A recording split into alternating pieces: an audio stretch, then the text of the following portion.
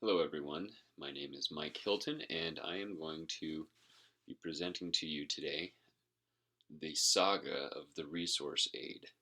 And uh, this is a particular issue that arose at the elementary school that I've been doing internship hours at, and it's something that many principals have to go through in the effort to try and fulfill legal requirements and make sure that they have all of their classrooms covered with the aids that they need to assist in all those kinds of things. And it seems like from the outside that it would be a fairly simple thing to do. You interview some people, find the right person, hire them, and you're done.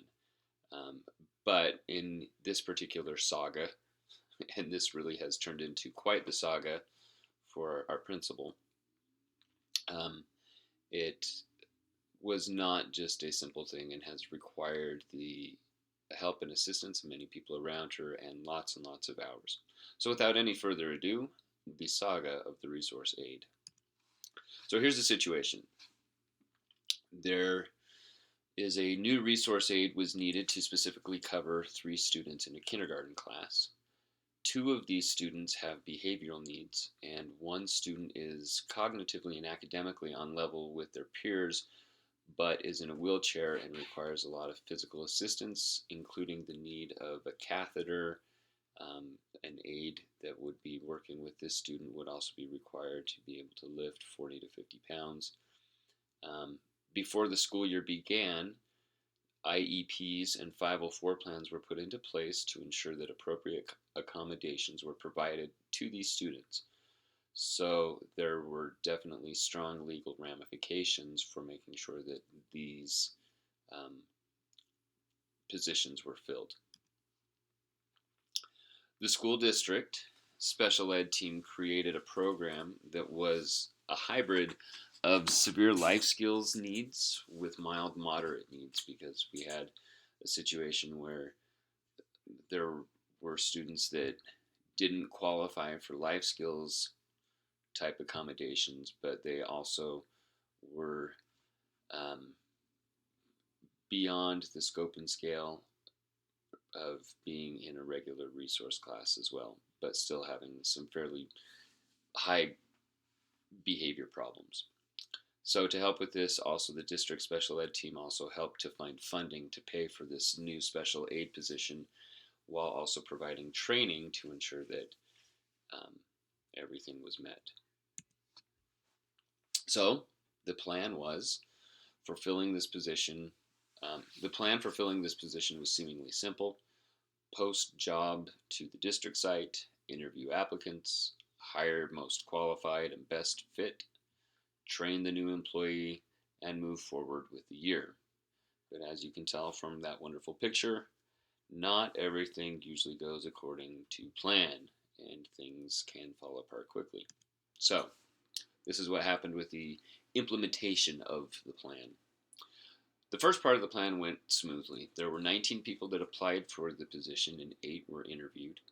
1 applicant stood out far above the rest.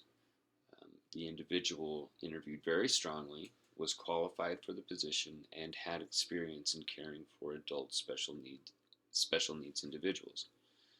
References were checked, and the individual had very positive former employment records and came highly recommended.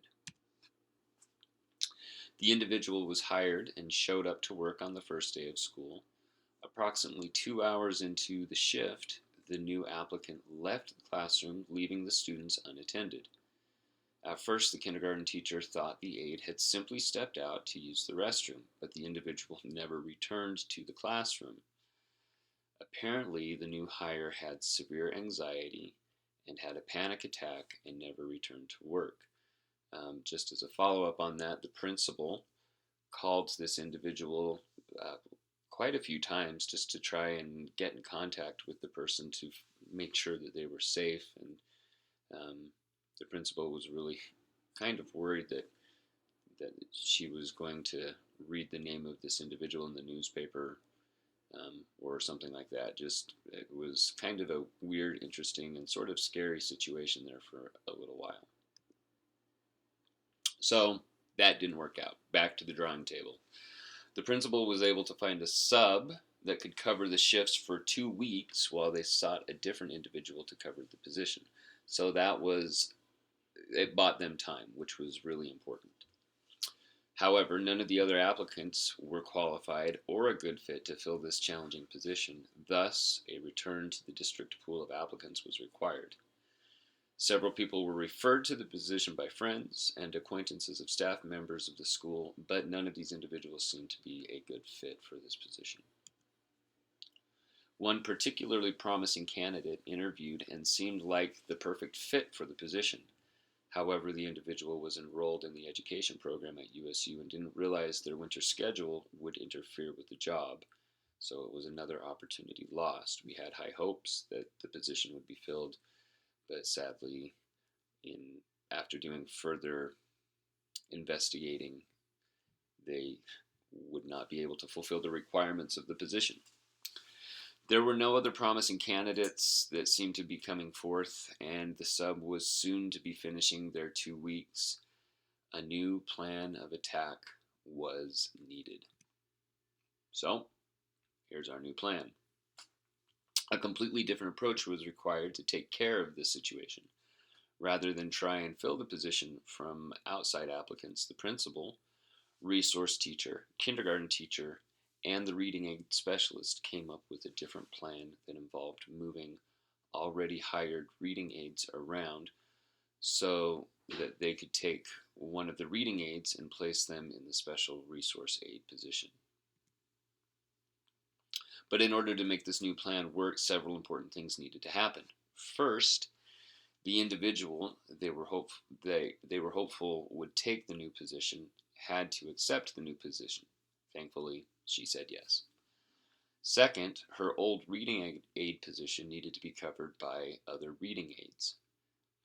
In order to make that happen, they needed to dissolve one of the reading aid positions and completely redo all the assignments for the reading aids.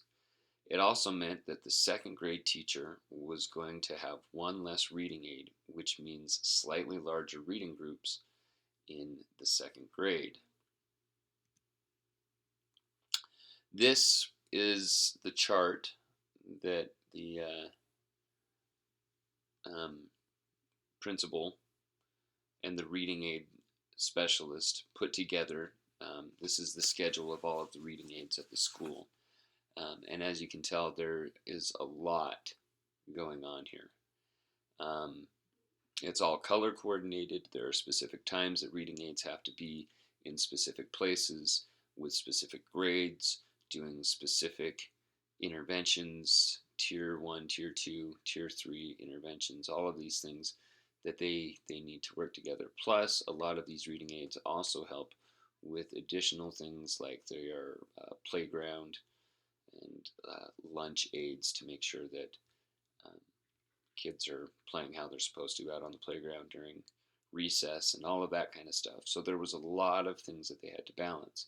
I put this in as just an example to show just how complicated it was to move one person, and that one person that they moved is Barbara Bedingfield. She's down there at the bottom. She used to be in the position that Kathy Schultz is in, and so they moved Barbara from where Kathy is, and they had to move Kathy from where she was, and in the process they dissolved one of the positions that was there, and shifting and adjusting and moving things around, and this was quite an incredible feat for them to have to go through. So the results of all of this hard work and effort. In our text for this semester in this class, Robbins and Albee state that unquestionably protecting quality classroom time is at the top of the principal's list of responsibilities.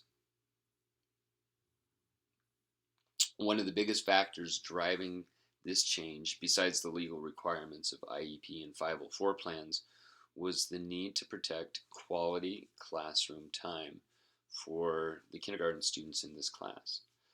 During the times when there have been hiccups in the overall plan, the kindergarten teacher was left to try and manage the situation on her own. And this led to her attention and focus being controlled by these three students. And it really detracted from her ability to keep the pacing in her class where it needed to be. And that led to further behavior issues from other students. It was a total meltdown. And this poor kindergarten teacher was on the verge of a mental breakdown.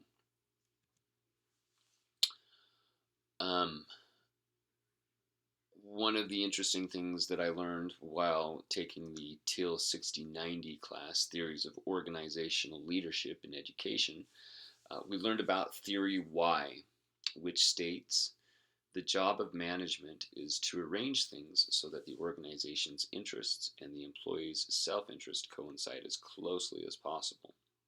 Theory Y treats people like adults. And that's something that the principal of this elementary school has really done very, very well. She subscribes to the Theory Y style of management. And the organization the organization here was in a state of disequilibrium. It was causing legal requirements to not be met, a teacher very unhappy with her situation, and resource teachers scrambling to come up with a solution to this problem. Because of this style of leadership of Theory Y that was exhibited by this administrator, she was able to sit down with all the parties involved and allow them to brainstorm new ideas of how to solve the problem. And it was really interesting how this whole thing kind of came together. I just happened to be fortunate enough to be sitting in the room as it kind of happened. The principal was sitting there and she just suddenly got this look on her face. She had the idea pop into her head. And so she was the one that originally had the idea to go to this new plan of, rather than using outside applicants, using somebody that they already had, that they knew, that they trusted, and that was a reliable aid. But she also realized that in doing this, that it was going to cause all of these other issues that arose with the changes of the schedule. And so, sitting there with the whole group in the room at that time, it happened right after they interviewed their final applicant, and when they just realized that the applicants that they were getting to this position simply were not going to be qualified enough or have the right kind of fit to make it work.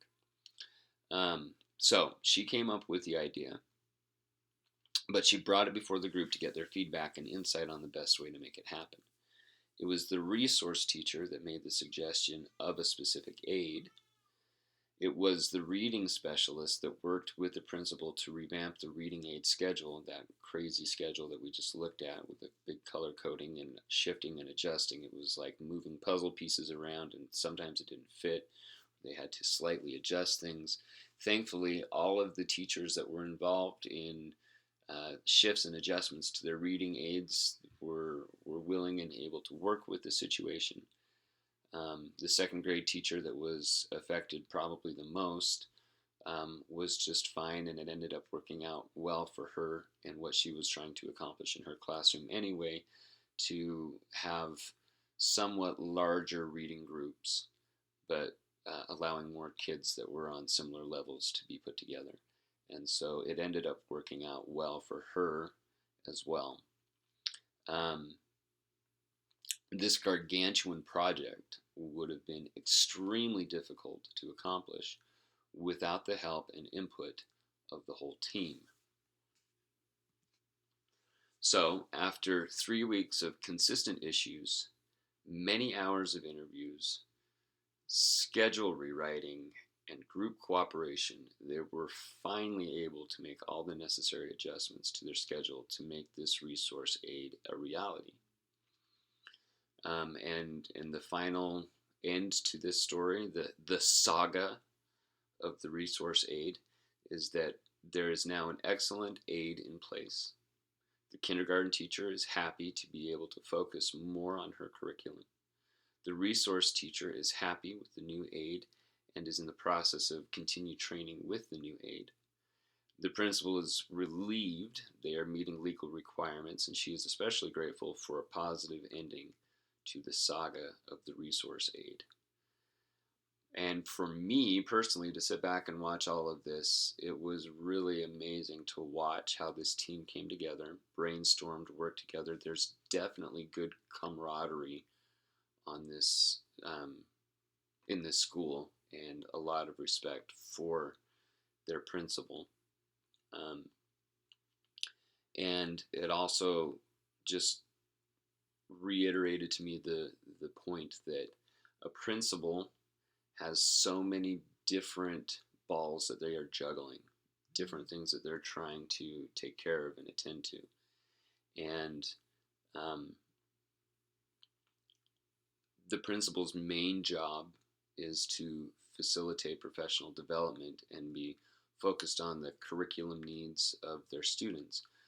But oftentimes they can get bogged down and end up spending, in this case, 3 weeks on a particular issue trying to get it resolved before it has finally um, been taken care of, while also at the same time still trying to manage and take care of the curriculum needs of the school, the professional development of the teachers, and all of those kinds of things. It's just an overwhelming thing that witnessing it all go down was a fairly impressive thing to watch, and also for me personally overwhelming and perhaps a little intimidating as to the types of situations that I could be placed in personally as an administrator if I've ever given that opportunity to be in an administrative role.